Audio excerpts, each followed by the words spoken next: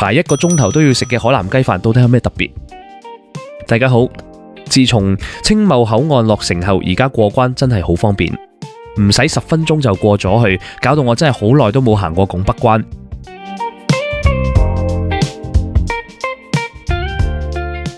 今日想去試下傳說中嘅排隊1粒鐘都要食嘅海南雞飯。呢間嘢就係青茂口岸商場入面，出完關之後就跟住呢條樓梯上去，拉開隻門就見到呢間嘢。而家12點已經勁多人排隊，O晒嘴都唔明有咩好食，咪又係一隻雞。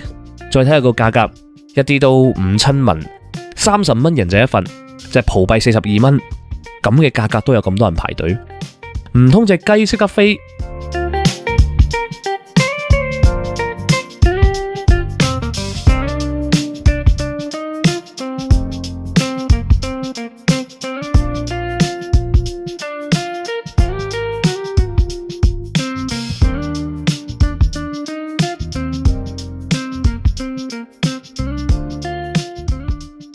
我一個人食約40分鐘左右就有位，有啲4人嘅就要等耐啲。係內地食嘢唔帶手機，基本上食唔到。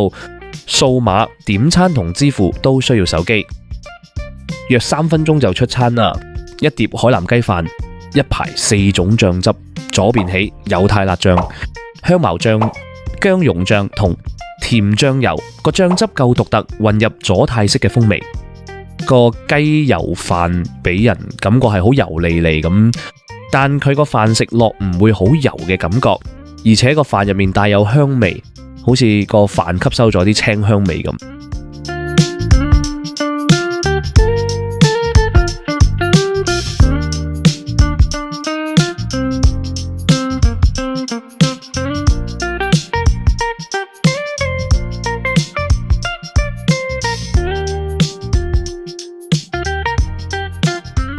反而隻雞就冇咩特別，啲雞都係起咗骨嘅，唔怕有骨落地。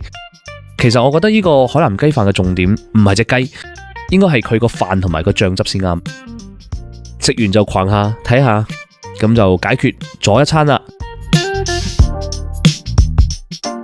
你哋平時又去邊度解決一餐呢？歡迎留言，多謝大家。